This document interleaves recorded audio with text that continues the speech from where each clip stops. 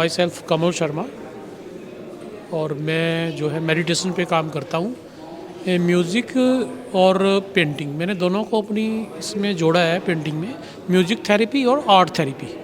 Music therapy से हम दिन भर से जो स्ट्रेस है, टेंशन है, वो हम सब उसको क्या करते हैं, म्यूज़िक सुन के कम करते हैं। मतलब म्यूज़िक सुनते हैं शाम को, फिर उसकी एनर्जी जो हमारी बॉडी में ट्रांसफॉर्म होती है, वाइब्रेशन होती है, उससे हम अपना रिलैक्स महसूस करते हैं। तो ऐसे ही जो हम लोग मेडिटेशन करते हैं, मेडिटेशन ऐसा नहीं है कि हम लोग कोई मंत्र दे दिया उसका उच्चारण करेंगे।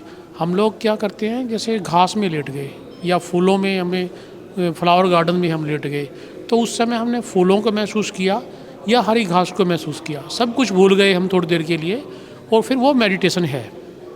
तो ऐसे ही हम लोग म्यूजिक सुनते हैं और अपने लाइफ को हम लोग बैलेंस करते हैं।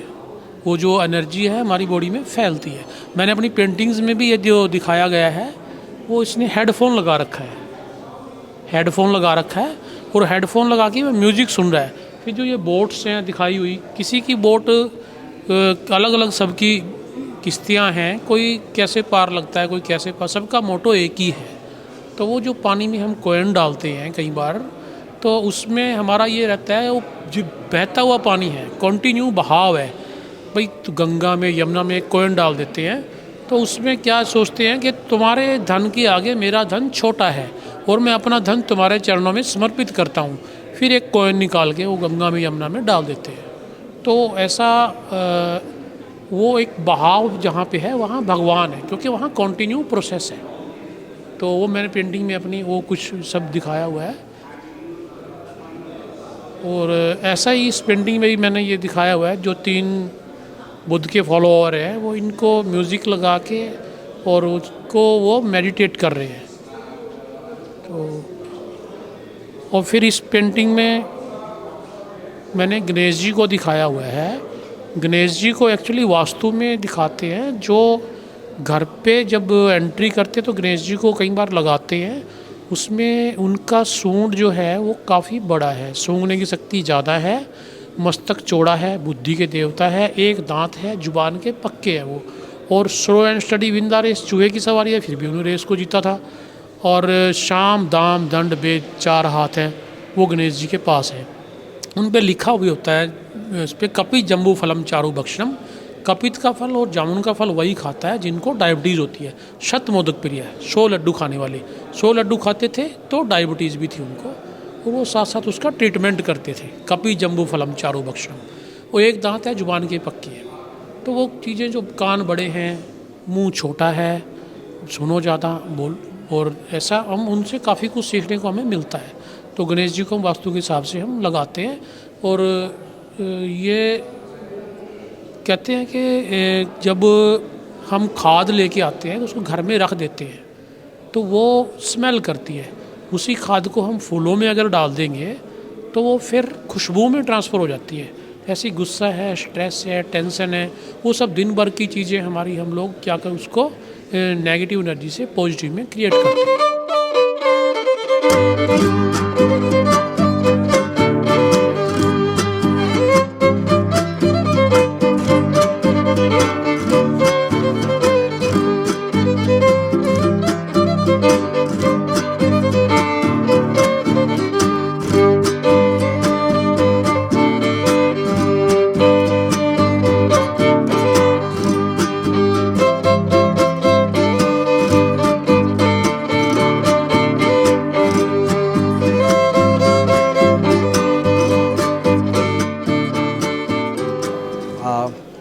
Namaste, my name is Pritam Saikia.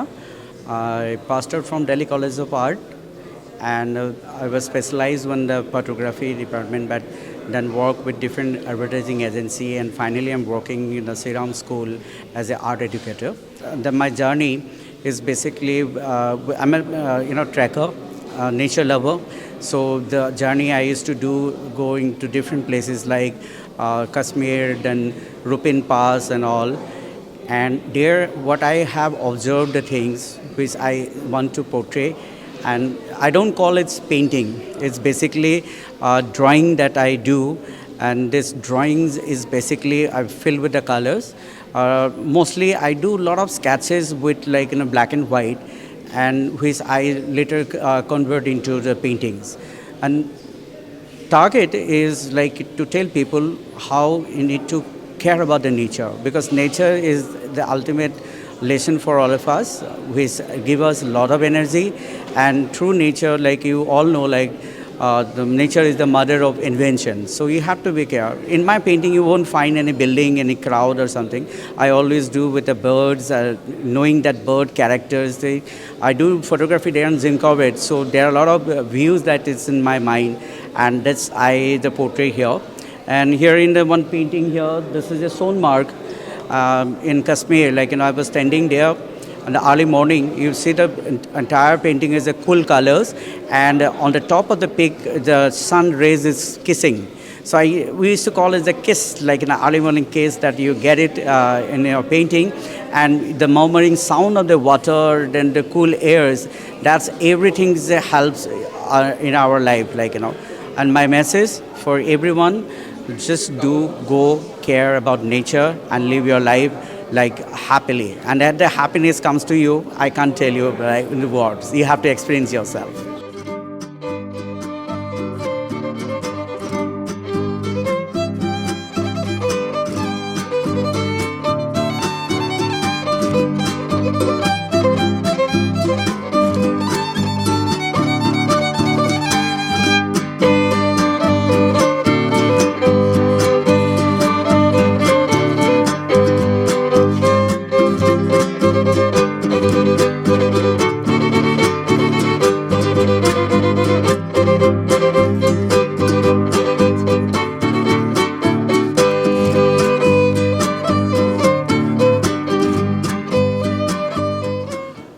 मेरा नाम पंकज निगम है और मैं पेंटिंग करता हूँ, पेंटर हूँ। और काफ़ी समय से, मेरे ख्याल से मैंने पहली प्रदर्शनी लखनऊ में करी थी 1991 में।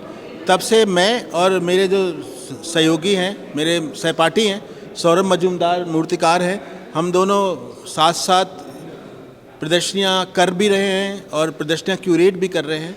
और इस कला प्रदर्शनी का जो शुभारंभ था ये 1 जनवरी को हुआ, और इस 1 जनवरी को इस प्रदर्शनी के उद्घाटन के समय मैंने एक कविता पढ़ी अपनी, और इस कविता के माध्यम से इस प्रदर्शनी का एक कॉन्टेक्स्ट सेट हुआ।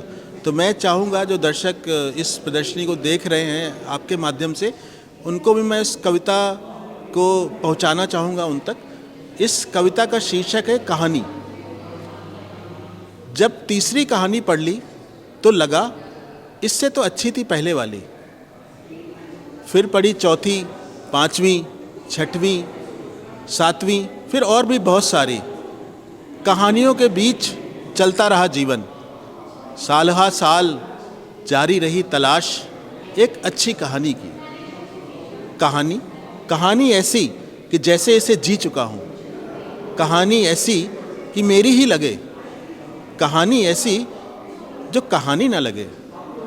तो मुझे लगता है कि इस कला प्रदर्शनी के माध्यम से देश के प्रतिष्ठित 18 कलाकारों ने न जाने कितनी कहानियों को रचा है और इनको जिया भी है। ये अनहद नाद है, ये संगीत के सितार के कसे हुए तार हैं। आप इन्हें हल्के से छेड़ेंगे तो ये गुनगुना उठेंगे, और आप इनसे बातें करिए, आप इनके संगीत के साक्षी बनिए। और हमारा बड़ा सौभाग्य रहा कि इस प्रदर्शनी का शुभारंभ करने देश के प्रतिष्ठित आलोचक और कवि और साहित्यकार आए हमारे यहाँ। हमारी इस प्रदर्शनी के शुभारंभ करने श्री प्रयाग शुक्ल आए, जो विश्वविख्यात लेखक और पत्रकार और आलोचक हैं। श्री विनोद भारद्वाज जी आए, जो फिल्म समीक्षक है, फिल्म कला समीक्षक हैं, कवि हैं, उपन्यासकार हैं। और हमारे देश के समकालीन महान कलाकार श्री अशोक भौमिक जी आए।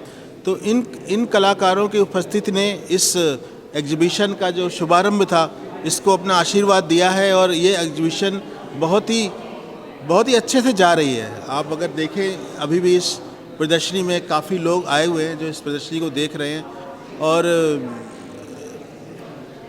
और मैं आपको बताना चाहूँगा कि कुछ प्रसिद्ध कलाकार जैसे गौरी शंकर मुखर्जी हैं, कमल शर्मा जी हैं, शिखा हैं, सौरभ मजूमदार हैं, सरिता जी हैं, और अंडमान से मेरे मित्र आए हैं बासु कुमार, जो बड़े अच्छे कलाकार हैं, और ये आलोक शंकर जी हैं, शक्ति सागर जी हैं, अजब सिंह जी हैं जो बहुत ही अच्छे अनूठे मूर्तिकार हैं, रिम्पल धीरज जी हैं, हमारे मित्र जो है सौरभ मजूमदार हैं जो बड़े सुंदर स्कल्पचर बनाते हैं, मेरी मित्र हैं स्मिता घोष जो पेंटर हैं। तो इस तरह से 18 कलाकारों ने इस एग्जीबिशन में अपने कला को दिखाया है, और मैं उम्मीद करता हूं कि आने वाला जो नया वर्ष है, इस नए वर्ष में इस प्रदर्शनी की जो सुगंध है ये हमारे जीवन को हमेशा हमेशा के लिए महकाती रहेगी। और मैं आप सभी का धन्यवाद करता हूं इस एग्जीबिशन में पधारने के लिए, और आप सभी का जो इस प्रदर्शनी को इस माध्यम से इसका अवलोकन कर रहे हैं, बहुत बहुत धन्यवाद।